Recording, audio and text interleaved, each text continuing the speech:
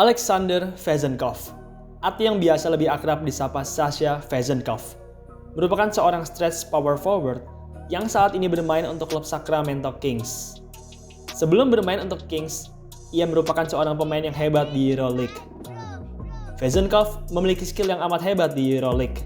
Sebagai seorang stretch four, ia mampu mencetak poin dan memberikan impact yang amat besar untuk timnya.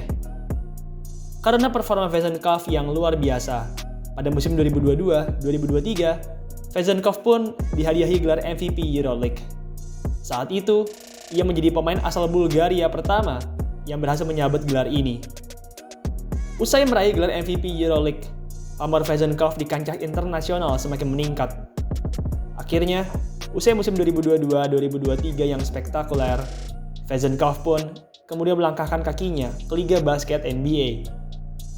Pada 1 Juli 2023, Sasha menandatangani kontrak 3 tahun senilai $20 juta Amerika bersama klub Sacramento Kings.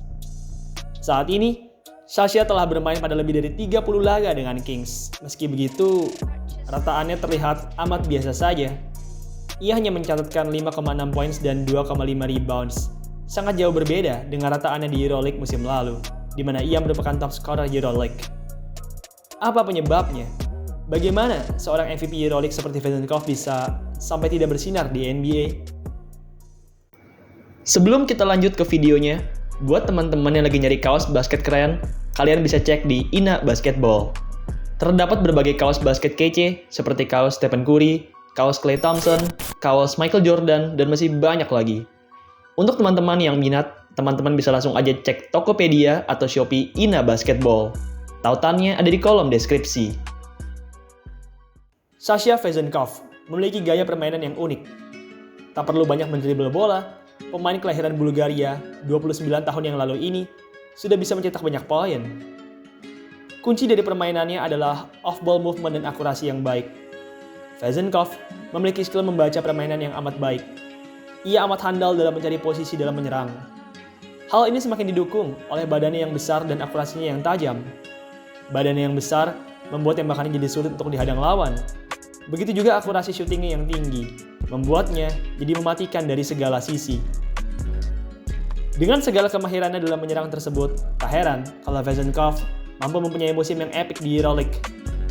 Vezenkov sendiri mencatatkan 17,6 points, 5,6 rebounds, dan 2,5 assist per game di musim EuroLeague terakhirnya.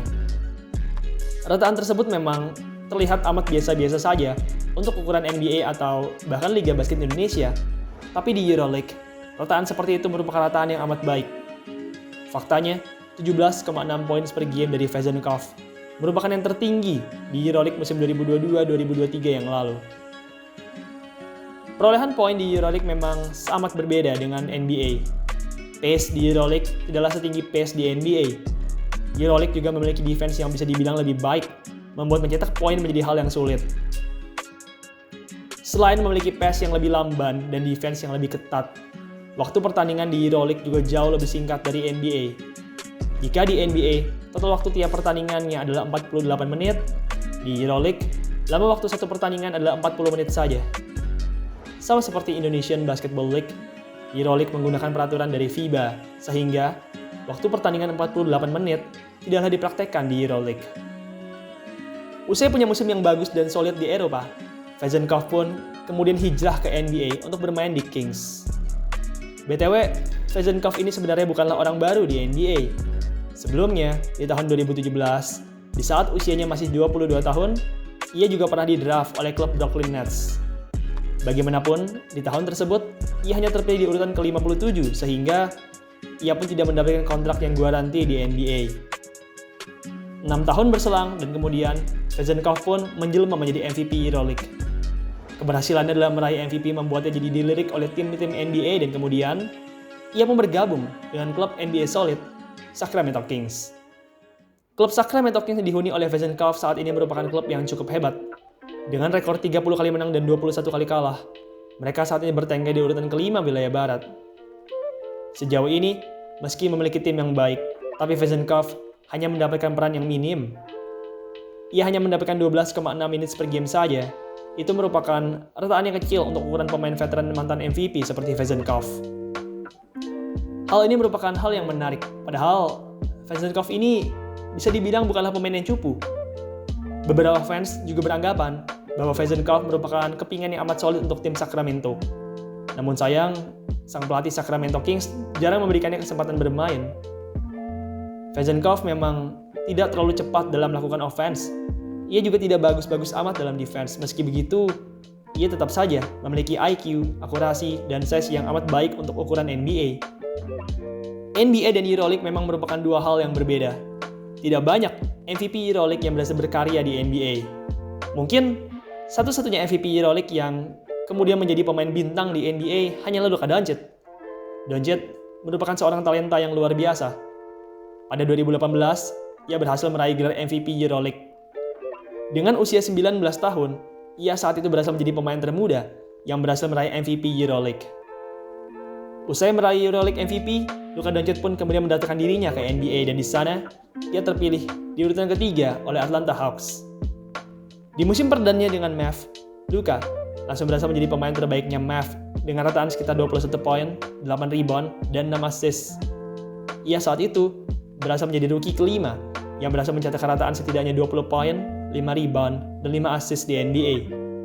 4 rookie hebat lain yang berhasil mencapai pencapaian ini sebelumnya adalah Oscar Robertson, Michael Jordan, LeBron James, dan Tariq Evans. Selain Luka Doncic, saya tidak menemukan MVP EuroLeague lain yang bisa punya karir bersinar di NBA.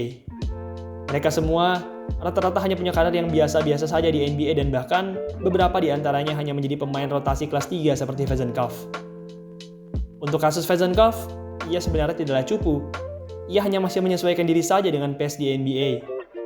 Ia juga masih kurang mendapatkan kepercayaan dari pelatih, membuatnya jadi tidak terlihat bersinar.